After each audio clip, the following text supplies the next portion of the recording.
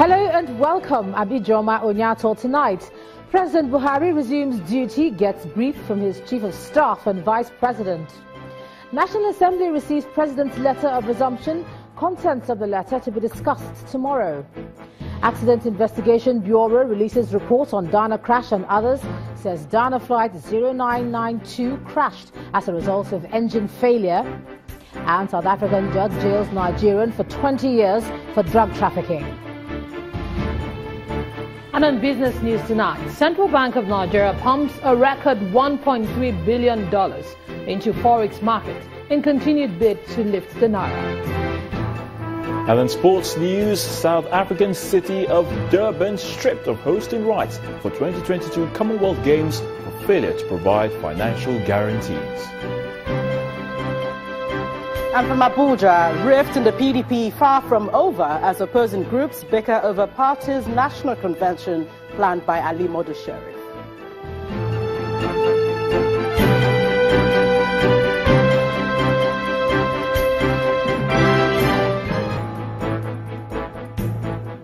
The president has resumed duty after his 49-day vacation in the United Kingdom. President Muhammadu Buhari was seen earlier today with some of his personal aides as they walked into some offices in the presidential villa.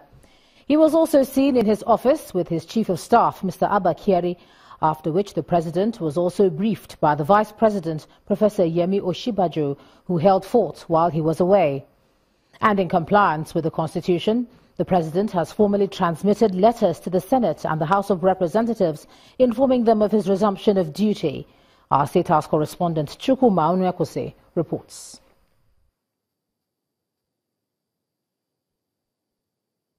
From the residence to the office is a walking distance, and the president had to trek down that lane, perhaps to show all who care to know that he is indeed well and can resume duties. Right into the office, the president's first official function is to comply with Section 145 of the 1999 Constitution, and that is to formally transmit letters to the Senate and House of Representatives intimating them that he has resumed his functions as the President of the Federal Republic of Nigeria with effect from Monday, March 13.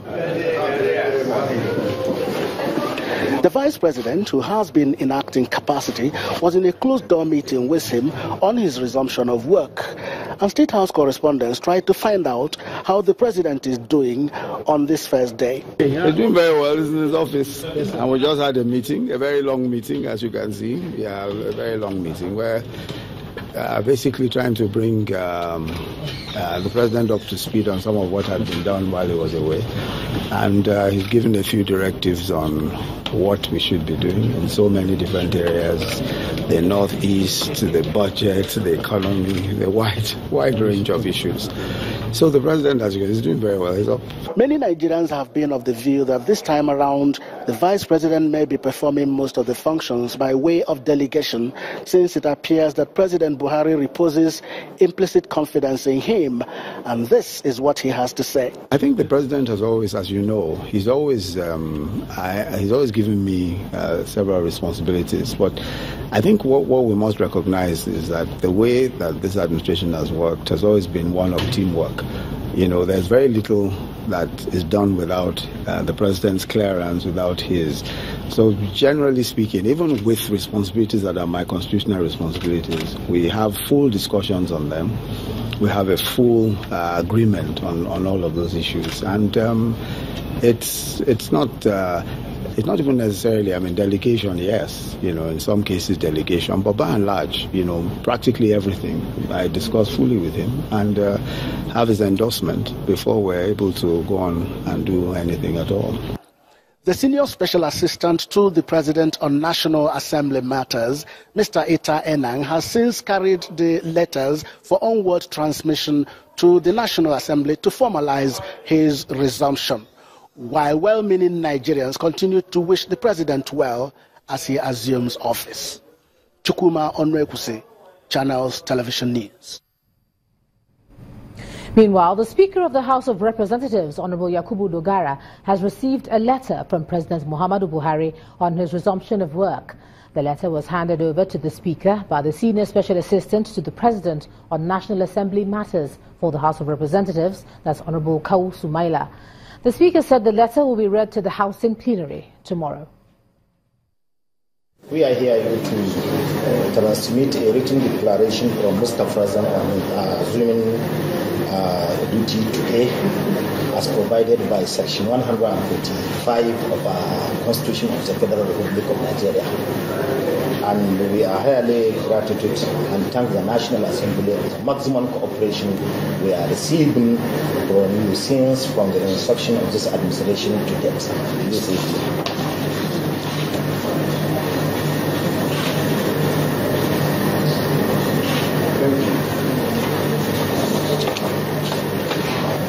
Even though I've received this communication from the President, and the communication is directly addressed to me, I'm receiving it in trust for the House of Representatives, so I'm not in a position to comment until, of course, I've delivered the letter to the owners of the letter, which is the House in plenary. And I hope that by tomorrow I will read this on the floor of the House, and thereafter, if there are comments to be made, we make comments from there. But permit me to thank you at least for being dutiful, very supportive of the government, and working hard to ensure that there is a harmonious working relationship between the executive and the National Assembly. We promise that we cooperate more than we fight. Like I said before, we will always fight, and that has been the practice in all climes. Ours cannot be an exception, but we will cooperate more in the interest of our people. Speaker of the House of Representatives, Honorable Yakubu Dogara.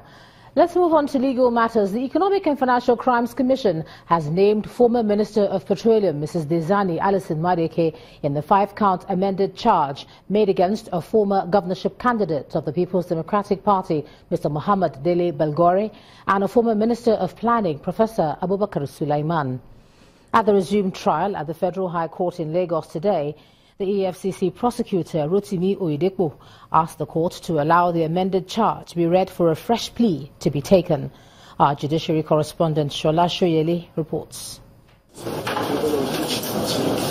After the defendants arrived at the Federal High Court sitting in Lagos, they were required to take a fresh plea to the amended 5-count charge. In the charges, Mrs. Dezani Alison Madeke, who is said to be at large, allegedly conspired with Mr. Dele Belgore SAN and Professor Abubakar Sulaiman sometime in March 2015 to directly take possession of the sum of 450 million naira, which they reasonably ought to have known forms part of the proceeds of an unlawful act. The trio were also alleged to have taken the said funds in cash without going through the financial institution as authorized by law. Mr. Belgore and Professor Sulaiman were also alleged to have paid the sum of 50 million naira to one Sheriff Shagaya in cash without also going through the banks. As with the previous charges, the two defendants pleaded not guilty. The EFCC swiftly called its first witness, one Timothy Olaobaju, a banker. In his evidence, the witness told the court that the former Minister of Petroleum Resources stashed a sum of $115 million in his bank, with instructions for the money to be converted into naira and distributed among certain individuals in the 36 states of the Federation. The purpose of the money was not disclosed, but the witness says the bank doled out the funds in naira in line with the instructions of Mrs. Alison Madeke. The list of beneficiaries, according to the witness, included the two defendants who received the sum of 450 million naira cash and subsequently filled the receipts to acknowledge the payment. The receipt was then tendered by the EFCC and admitted by the court as exhibits in the case. The lawyer to the defendants made a case for an adjournment to enable them adequately prepare for the cross-examination of the witness, especially as most of his testimony was not in the proof of evidence front-loaded and served on the defense team. The prosecution conceded to a short adjournment, and the court fixed Tuesday the 14th of March for cross-examination and continuation of trial. Shola Shoyele, Channels Television News. Staying with legal matters, ruling on two separate applications filed by Shell Oil Exploration Nigeria Limited and Ajib Oil seeking to vary an order made by the Federal High Court Abuja has been stalled. The order, made on January the 26, 2017, had granted temporary forfeiture of the Oil Prospective License 245 block to the federal government. The ruling could not go on because of three fresh applications filed by Malabu Oil, principally seeking to be joined in the suit, as well as for an opportunity to be a party in the already heard applications filed by Shell and Ajib. The application was objected to by lawyers to Ajib and Shell, who described it as frivolous and a waste of the court's time. Counsel to the Economic and Natural Crimes Commission did not file any application, but rather left the issue at the court's discretion. After taking submissions of counsel, Justice John Soho adjourned ruling on Malabu's application to March the 17th, 2017. Well, Nigeria and South Africa have agreed to set up an early warning unit to look into issues that often bring friction between the citizens of both countries. This was part of the outcome of the meeting between Nigeria's Ministers of Foreign Affairs and Interior and their South African counterparts. Both Nigerian government officials are in the country following the recent attacks on foreign nationals in South Africa. Our Johannesburg Bureau Chief Betty Dibia now reports. The bilateral talks lasted much longer than anticipated. Apart from the usual items on the agenda, the xenophobic attacks on foreign nationals in South Africa featured mainly. But both countries insist that they are determined to ensure that their relationship is not jeopardized. We also dispel the notion that these incidents against foreign nationals were targeted to Nigerians, because it's going to be very, very difficult to execute that. But also we have agreed during this meeting of the Honourable Ministers that we will not allow the minority criminality to spoil our good relations. We're all concerned that these incidents should not redefine the relationship between South Africa and Nigeria. And we have received assurances as the government and the people of Nigeria. One major outcome of the meeting is the agreement to establish an early warning unit comprising key departments on both sides and civil society organizations regarding the often recorded friction between citizens of both countries. Since it's going to be quarterly, we are going on our part to start the first one very quickly within the next month to have the first meeting, and then thereafter every 3 months. So where will it be? No, there are going to be two. So one will meet here. It's going to be institutional, and then one in Nigeria to address those same issues. The issue of migration and managing the negatives and the positives also featured at the meeting. How do you balance between, taking care of the interests of people who genuinely migrate, either for business, either for knowledge, and so on and so forth, versus people who move for criminal as criminal elements.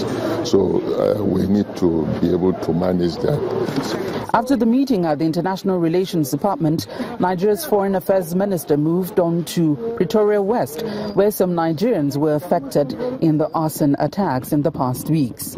Apart from the meeting with President Jacob Zuma on Monday afternoon, the minister is expected to meet with Nigerians at the Nigerian High Commission here in Pretoria. But one crucial thing, which we don't quite know how this will work out, is how to get the outcomes of these high-level meetings to water down to the man on the street.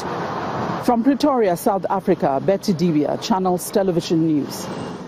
In part two, after the break, Rivers Judicial Panel submits a report on killings during elections conducted in the state. That's in a moment. Just stay with us.